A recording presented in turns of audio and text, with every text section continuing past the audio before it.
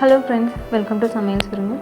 இந்த வீடியோல நம்ம crispy potato fry எப்படி செய்யறதுன்னு பார்க்கலாம். கூடவே 3 யூஸ்ஃபுல்லான டிப்ஸும் உள்ள இருக்கு. சரி வாங்க வீடியோக்குள்ள போலாம்.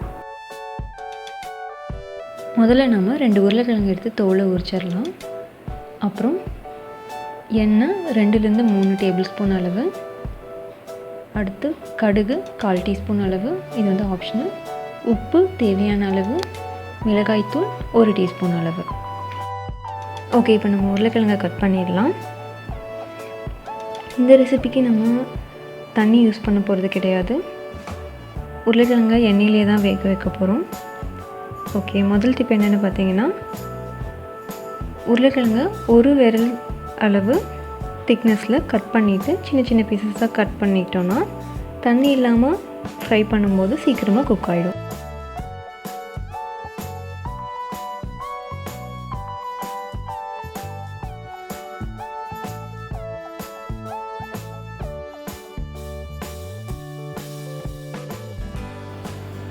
ஓகே, உருளைக்கிழங்கு இந்த மாதிரி க்யூப்ஸ் ஆகும், இல்லை எந்த மாதிரி ஷேப் வேணுமோ அதில் கட் பண்ணிவிட்டு தண்ணியில் போட்டு வச்சிடலாம்.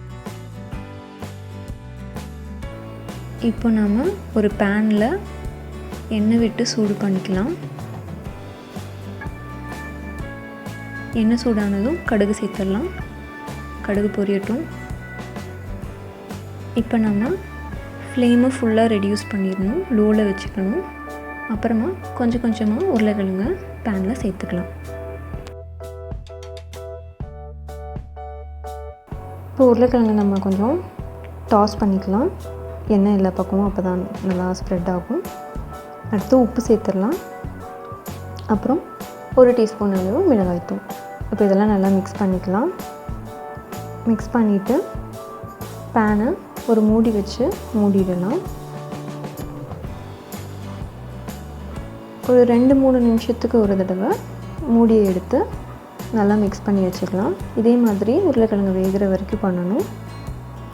இந்த மாதிரி இடையில டாஸ் பண்ணி வச்சா கூட உருளைக்கிழங்கு நல்லா எல்லா பக்கமும் நல்லா எண்ணெய் எல்லாம் நல்லா ஸ்ப்ரெட் ஆகி நல்லா டேஸ்ட் கொடுக்கும்.